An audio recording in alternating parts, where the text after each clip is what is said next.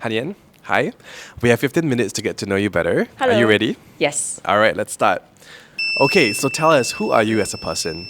So I'm a mother of three. I'm a former public servant, and I'm also a daughter of two aging parents. Nice. Yeah. Tell me about your, professional background. I have been in the public service since I graduated from school. I spent about more than 10 years in the Economic Development Board, and out of the 10 years, I spent about 3 years in our office in Washington, D.C. Oh, nice. After EDB, I spent 3 years at the Prime Minister's Office Strategy Group, where we worked on things like strengthening protections for gig economy workers. And finally, I ended off with the Ministry of Digital Development and Information, doing Smart Nation and AI related matters. Okay, so 16 years, did you say? 16 years in total, yes. A long time. What are some of the key things you learned from all those different experiences? Well, so the key things I've learned, first and foremost, when I was in EDB, so that was the most formative time of my life, my career, was about understanding how Singapore really needed to establish our relevance to the world. We are a little red dot. We are a small country, so we do need to find ways to be exceptional and relevant. And that's where being able to punch above our weight so that people recognize us economically, but not just that, on the global stage politically or geopolitically, uh, only when you matter economically do people and countries take you seriously as well. So that's very relevant in today's global, geopolitical climate. Mhm. Yeah. What about the other three? The other three? Oh, the other three areas. Yes. And actually one of the themes that have gone like threaded through my career in the public service is always think about how it benefits Singaporeans at the end of the day. Okay. So for example, in the Smart Nation and AI related portfolios I did, there's always there could be a tendency to use technology for technology's sake, right? Like, let's just use more technology, hammer looking for a nail sort of situation. But ultimately, if our people and our companies don't benefit, we really should not be looking at it. So having that orientation was something that I learned throughout the different portfolios. Got it. Yeah. So, public service for such a long time. Yes. Why politics now? Well, so I've always wanted to live a life of service. I mentioned in different platforms before that this was inspired by my family. And so now is a chance to, serve in a different way. I've always been interested to see how policies impacted citizens' lives directly. And this gives me the chance to do so. And personally, now that I have three young kids, thinking about Singapore's future becomes a lot more serious. The gravity has sunk in. And so if I had a chance to play my role in shaping that, I thought it would be a good privilege to step up. Right. Mm. Online there's a general conception that people look at civil service individuals who enter politics as out of touch, who don't really understand what's going on the ground. Like, what do you have to say to that?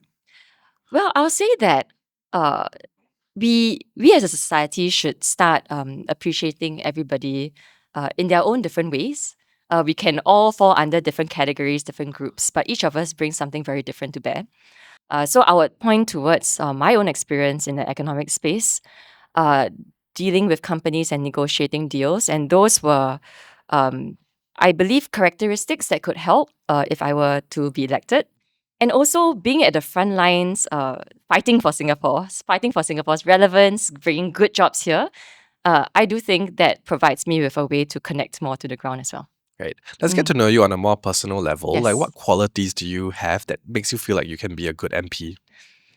Well, if I put it a bit differently, if I were to be elected and had a chance to do, what I hope to aspire to display. So to me, I think a good MP should display three main characteristics. First, they have to be kind, because this is a very personal engagement interaction, so kindness. The second would be authenticity, bringing your true self to everything you do, being consistent in how you engage people and engage on matters.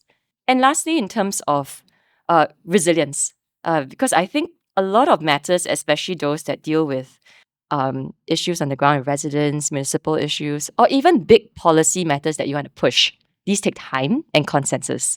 And so that requires some sort of resilience to have the courage and the ability to see it through.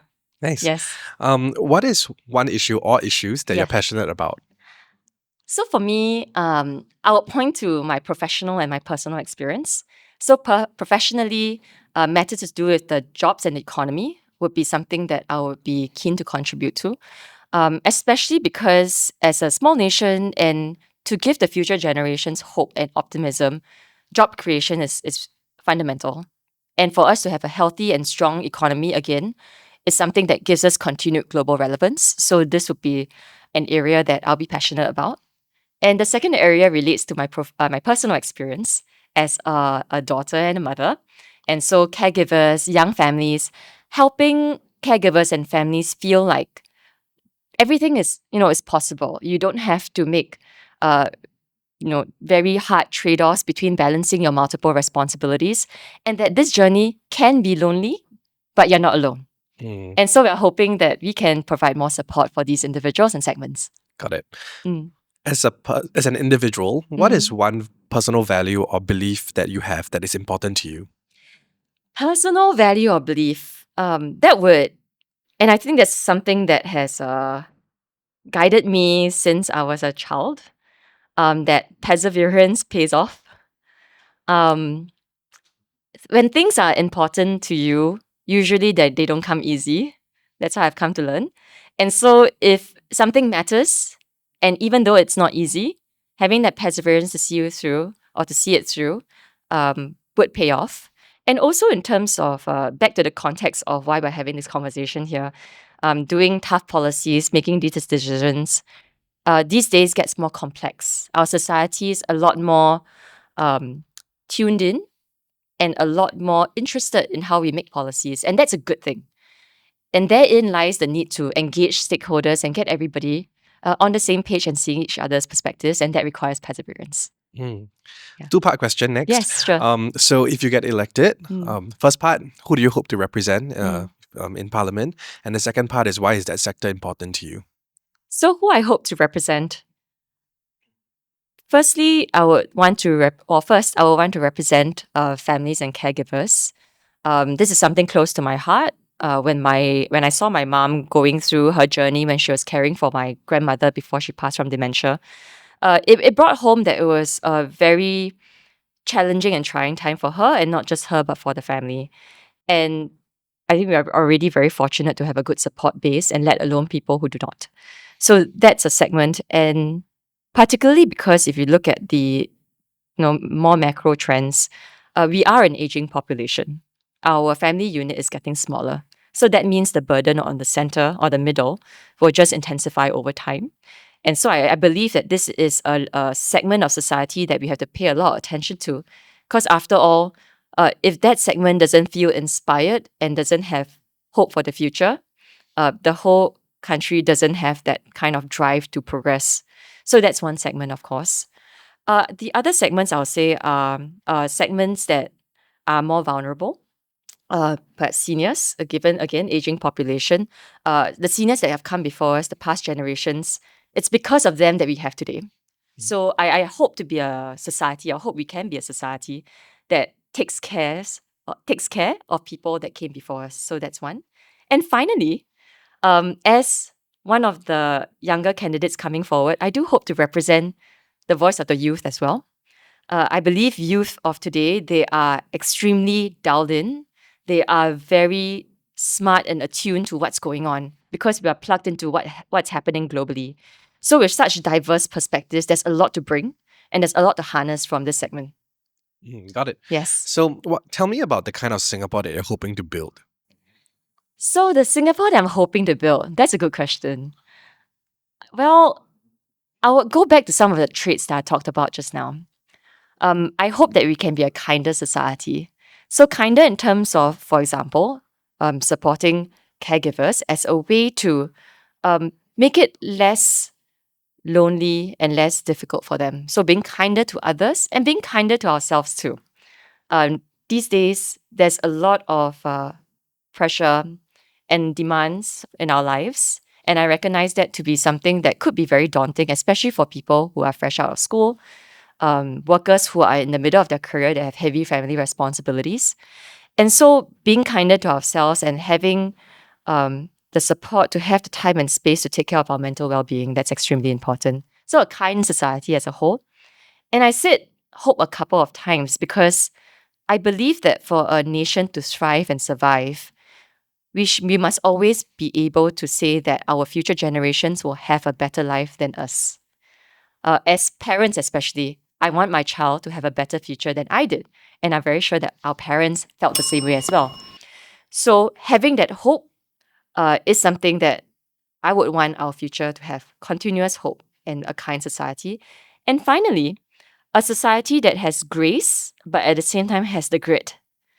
I believe that the past generations had a lot of grit that saw us through from independence to now. And I do believe that our generation has the gumption to now step up to carry this forward. Nice. Yeah. Let's talk about this general election, right? Yes. So, you're together with Minister Shamong. He's obviously a political veteran. Are there any tips that he shared with you or any lessons that he's already imparted onto you? Well, I have to say that it has been a great privilege working with Minister Shamong. As a veteran, he has a lot of experience, and he's an extremely kind and generous person with his ideas and views. So definitely, one area that he has taught, well, I'll first talk about as a team. He has taught me how a team can be brought together to leverage each other's strengths, and that, yes, we are individuals representing our divisions, but as a team, we are a lot stronger. And the second thing he has also taught us is be authentic, carry through what you are, because that's what voters should see and that's what you bring to the table.